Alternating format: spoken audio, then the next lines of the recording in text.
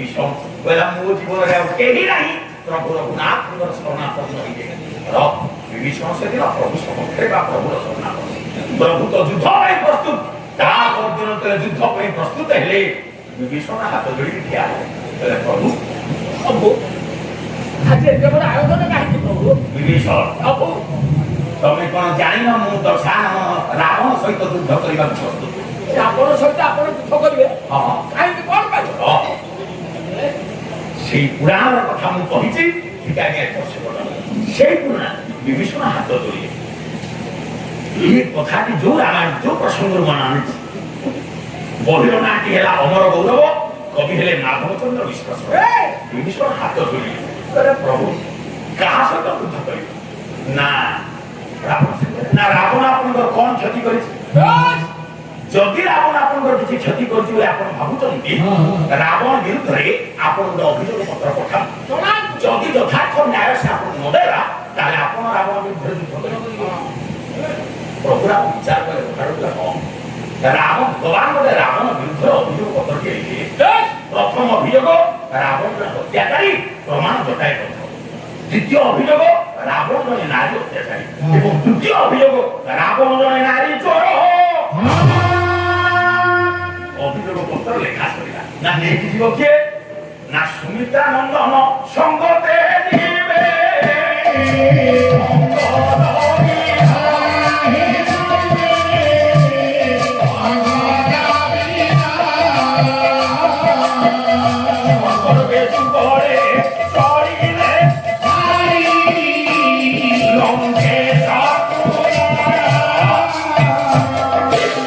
যেহেতু পূর্ব অনুভূতি অছি বাণীপুত্র অঙ্গদ দিবে মন্ত্রী জাম্বব দিবে অঙ্গদ দিবে ये पत्थरটি নেই সে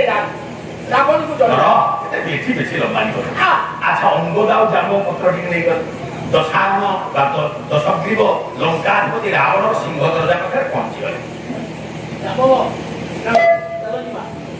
পত্রটি নেই যাইছো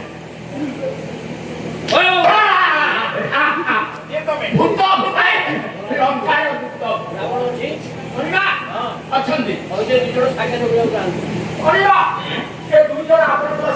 ଭିତରୁ କହିଦିଅ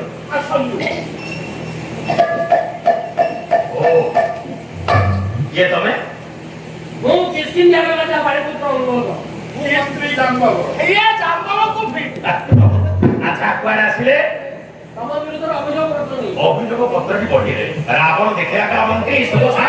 ଟିକେ ପଢିଲ କଣ ସେ ଲେଖିଛି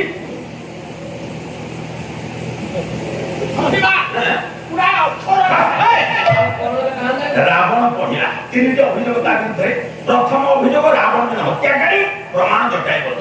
দ্বিতীয় অভিযোগ রাবণ জনে নারী অত্যাচারী তৃতীয় অভিযোগ রাবণ জনে নারী চোর এই তিনটি কথা ভিতরে সম্পূর্ণ রামায়ণকে আপনার সংক্ষিপ্ত শুনে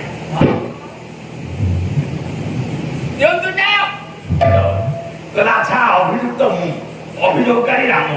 আচ্ছা মু যদি এ কথার বিচার করি ন্যায় দেবি জগৎ বিচার অছি রাজপুত্র অঙ্গদ তুমি কথার বিচার করি তুমি বিচার আসনে বস আর মো তরফରୁ মন্ত্রী মু কিছু কহিবা দরকার নাই মো মন্ত্রী সুখ সাধন করিবে আর তম তরফରୁ ଆମ তরফରୁ ଆମ মন্ত্রী জাম্বমান করিবে বিচার দেখরা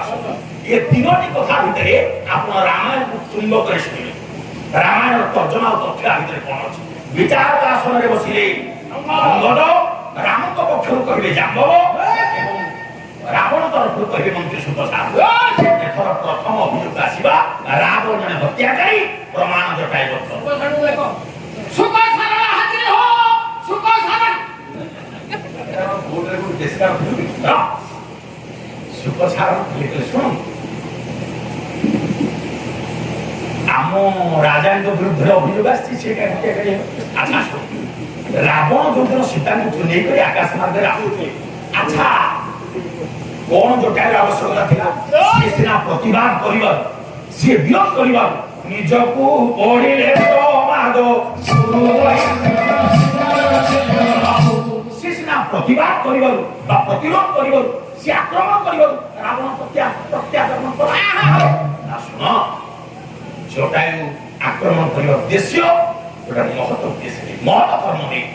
ଗୋଟେ ନାରୀକୁ ସୁରକ୍ଷା ଦେବା ପାଇଁ ଯେହେତୁ ତମେ ଅନ୍ୟାୟ କରୁଥିଲ ଅଧର୍ମ କରୁଥିଲା ରାବଣ ସେ ଅନ୍ୟାୟ ବିରୁଦ୍ଧରେ ସେ ସ୍ୱର ଉତ୍ତୋଳନ କରିଛି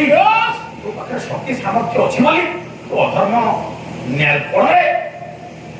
ଜଟାୟୁକୁ ମାରିବା ପାଇଁ କିନ୍ତୁ ଯଥା କରିବ ଜଟାୟୁ ଯଦି କିଛି ଭୁଲ କରିଥାନ୍ତା ତମେ ତ ଦଣ୍ଡ ଦେଇଥିଲେ ମାରିଥ ଜଟାୟୁ ତୁମ ବିରୁଦ୍ଧରେ ଲଢ଼ିବା କଥା କାହିଁକି ନା ଅଧର୍ମୀ ସହିତ ନୁହେଁ ଧର୍ମ ପାଇବା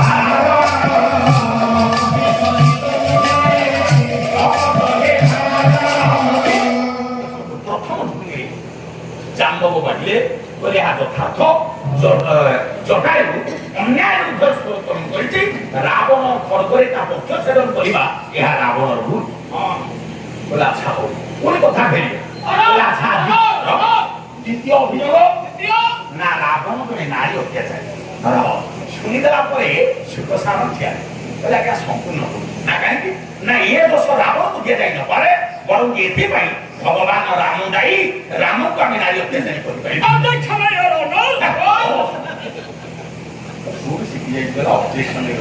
ନା ପ୍ରମାଣ ସେ ଦେଲେ ଯୁକ୍ତିକେ ବାଢିଲେ ବାସ ସେ ରାମକୁ ଦୋଷ ଦଉଛନ୍ତି ସୁଖସାର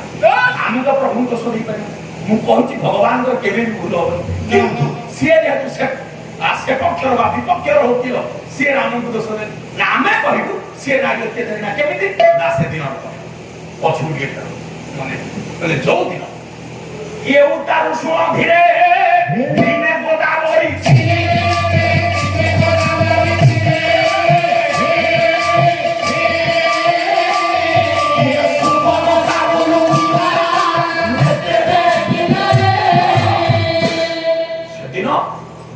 ଗୋଦାବରୀ ନଦୀ କୂଳେ କୂଳେ ସୁପର୍ଣ୍ଣଖା ଯାଉଛି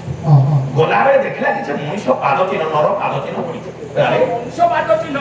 ସେ ମା ପାଦ ଚିହ୍ନକୁ ଲକ୍ଷ୍ୟ କରି ଦେଖି ଦେଖି ଆଗକୁ ଆଗକୁ ଯାଉଛି ଏଇ ରାସ୍ତା ତ ଯାଇଛନ୍ତି ଆମେ ଯାଇ ପହଞ୍ଚିଗଲା ଦେଖିଲା ଜଣେ ଜଟାଜୁଟଧାରୀ ସୁନ୍ଦର ଯୁବକ ପାଖରେ ଅନେକ ରୂପବତୀ ନାରୀଟି ଆଉ ଅନତି ଦୂରରେ ଆଉ ଜଣେ ଜଟାଜୁଟଧାରୀ ଯୁବକ ବସିଛି ରୂପାରେ ଏଭଳି ସୁନ୍ଦର ପୁରୁଷକୁ aku kia mau cari besok kau lagi tote dia kala wala cari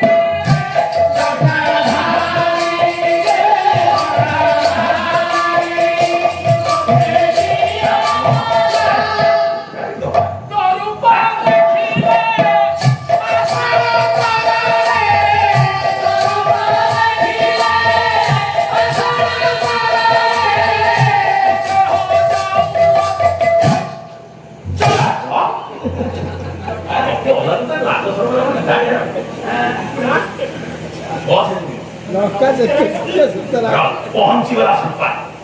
କିଏ ତମେ ଆପଣ ମତେ ଚିହ୍ନି ନାହାନ୍ତି ମୁଁ ତ ଆପଣଙ୍କୁ ଠିକ ଚିହ୍ନିଛି କି କଥା ତମେ ମତେ ଚିହ୍ନିଛ ଆପଣଙ୍କ ନାଁ ରାମ ତ ହଁ ଅଯୋଧ୍ୟାରେ ଘର ହଁ ଆପଣଙ୍କ ବାପା ହଉଛନ୍ତି ଦଶଧର ଦଶରଥ ହେଲେ ଆପଣ ମତେ ଚିହ୍ନି ପାରିଲେନି ମୋ ଘର ଲଙ୍କାରେ ତମ ଘର ଲଙ୍କାରେ ମୁଁ ମିଶ୍ରରାଙ୍କ ନନ୍ଦିନୀ ଓ ତମେ ତାହେଲେ ରାବଣର ଆଚ୍ଛା ତମର ଏଠି କାମ କର ତମ ପାଖକୁ ଆସି ସୁପା କହିଲା କବି ସମ୍ରାଟ ଭଞ୍ଜ ବୈଦେଶିକ କହିଲା ବଶୀଭୂତ ହୋଇ ତବ ଶୋଭା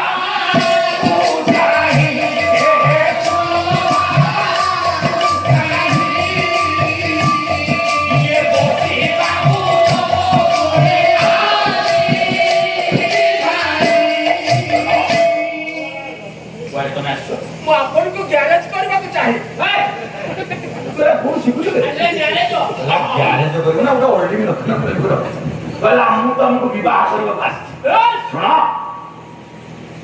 ମୁଁ ତମ କଥା ରଖିପାରୁନି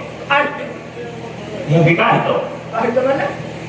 ସଙ୍ଗରେ ମୋର ସ୍ତ୍ରୀ ଅଛି ଏ କଥା ସତ କିନ୍ତୁ ବିବାହ ବେଦୀରେ ବା ବାହାଘର ବାସ ରାତିରେ ସେଦିନ ଜଳୁଥିବା ପ୍ରଦୀପକୁ ଛୁଇଁ ଶପଥ କରିଛି ମୋ ଜୀବନରେ ମୁଁ ଦ୍ୱିତୀୟ ସ୍ତ୍ରୀ ଗ୍ରହଣ କରିବି ଆଉ ଶୁଣ ଯଦି ତମେ ଏ କଥା ନେଇ ଆସିଛ ଏଇ ଦେଖ ମୋ ସାନ ଭାଇ ସିଏ ବିବାହ କରିଥିଲେ ବି ସାଙ୍ଗରେ ସ୍ତ୍ରୀକି ଆଣିନି ତମେ ତା ପାଖକୁ ଏଇ ଦେଖ କଣ ସେଇଟା ଲାଭ ଭଞ୍ଜ ସାହିତ୍ୟ ଆଗରେ ଲାଭ କାଠି ମନୁଜେ ନାହିଁ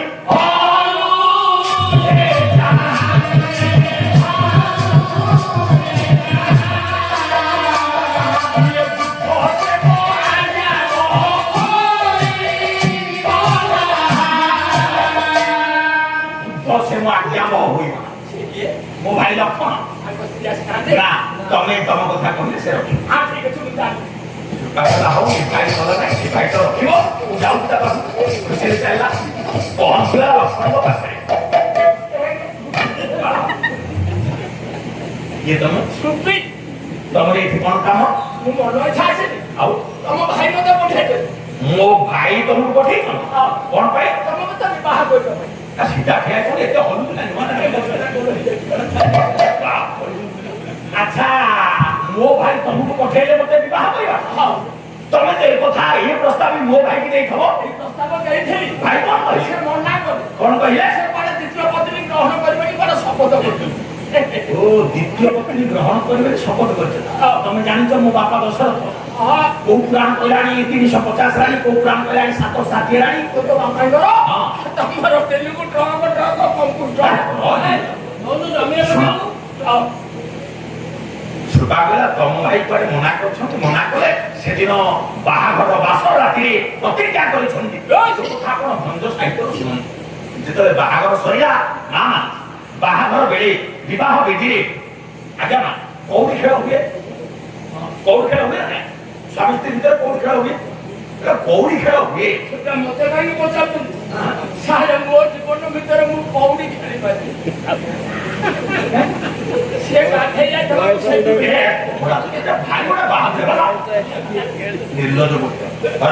ଆଚ୍ଛା ସ୍ୱାମୀ ସ୍ତ୍ରୀ ଭିତରେ ବିବାହ ଭିତରେ କଉଡ଼ି ଖେଳ ହୁଏ ମନେ କରନ୍ତୁ ଝିଅର ପାଳି ପଡ଼ିଛି ପୁଅ ବା ବଡ କଉଡ଼ି ହାତ ଖୋଲିବା ସମୟ ଝିଅ କଉଡ଼ି ମୁଠା କରିଛି ପୁଅ ଖୋଲିବ ଯେତେ ଯାହା ବି ଜଣେ ହାତ ମୁଠା କଲେ ଅନ୍ୟ ଜଣେ ଖୋଲିବା କଷ୍ଟ ହବ ପୁଅଟା ଖୋଲି ପାରୁନି କିନ୍ତୁ ସିଏ ସିନା ଖୋଲି ପାରୁନି ତା ପଛରେ ଆଉ ପୁଳେ ବରଯାତ୍ରୀ ତା ସାଙ୍ଗ ଧରି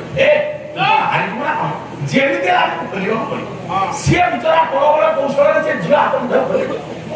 ଆଚ୍ଛା ମନେ କରନ୍ତୁ ପୁଅ ଧରିଛି ପୁଅ ହାତ ମୁଠାରେ କଉଡ଼ି ଅଛି ମା ଝିଅର ପାଳି ପଡିଲା ଝିଅ ଖୋଲିବ ସେ ତ ଖୋଲି ପାରୁନି ଖୋଲି ନ ପାରିଲେ ଝିଅ ପଛରେ କିଛି ତା ସାଙ୍ଗ କଣ ତୁ ହାରିବୁ ନା କଣ ଯେମିତି ଆମକୁ ଖୋଲିବାକୁ ପଡିବ ଆଚ୍ଛା ସିଏ ବିଚରା ବଳ କରିକି ଚେଷ୍ଟା କରିବ ସିଏ ବାହାଘର 2-4 ବର୍ଷ ପୂର୍ବରୁ ଜମା ନଖ କାଟିଥିବ ଏଡେ ନଖ ସିଏ ଖୋଲିତାଳି ଏଇଟା ପଛରେ ଖୋଲିବାକୁ କିନ୍ତୁ ବାସ୍ତବିକ ମା କାହା ହାତ ମୁଠା ତା କିଏ ଖୋଲିବା ଉଚିତ ଯଦି ତାଙ୍କ ଭିତରେ ଖୋଲା ଖୋଲି ନ ହେଇପାରିବ ଯଦି ତୁ ରହିଯିବ ସେ ଖୋଲିଦବ ଭିତରେ ଆଜି ନାହିଁ ହବ ଆଚ୍ଛା ଆଚ୍ଛା ବାସ୍ତବିକ ଆଜ୍ଞା ଆମ ସଂସ୍କୃତି କଣ କହୁଛି ଆମ ସାହିତ୍ୟ ପୁଅ ହାତ ମୁଠା ଖୋଲିଲେ ମଙ୍ଗଳ ନା ଝିଅ ହାତ ମୁଠା ଖୋଲିଲେ ମଙ୍ଗଳ କିଏ କଉଡ଼ି ମୁଠା ଖୋଲିବା ଉଚିତ କାହା ହାତଟା ଖୋଲା ଯିବା ଉଚିତ ତାହେଲେ ରାମ ସୀତାଙ୍କର କଉଡ଼ି ଖେଳ ହେଲା ପ୍ରଭୁ ରାମ ସୀତାଙ୍କ ହାତ ମୁଠାକୁ ଖୋଲି ପାରିଲେ ଜାଣି ଶୁଣି ହାରିଗଲେ କାରଣ ବିବାହ ବେଦୀରେ ସ୍ୱାମୀ କେବେ ବି ତା ସ୍ତ୍ରୀର ହାତ ମୁଠା ଖୋଲିବା ଉଚିତ ନୁହଁ ରାମ ସୀତାଙ୍କର କଉଡ଼ି ଖେଳ ହେଲା କଣ ହେଲା ଦେଖନ୍ତୁ କବି ସମ୍ରାଟ ଭଞ୍ଜ ବୈଦେଶ ବିଳାସ ବରାଟକେ ଅନ୍ତପୁରେ ଯୁକ୍ତ ଖେଳାଇ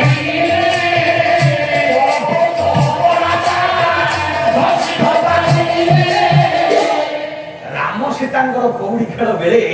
ପ୍ରଭୁ ରାମ ସୀତାଙ୍କ ହାତ ମୁଠାକୁ ଖୋଲି ପାରିଲେନି ଭଞ୍ଜ ଉପମା ଛଳରେ କହିଲେ ବୁଦ୍ଧି ନଦୀ ତଟରୁ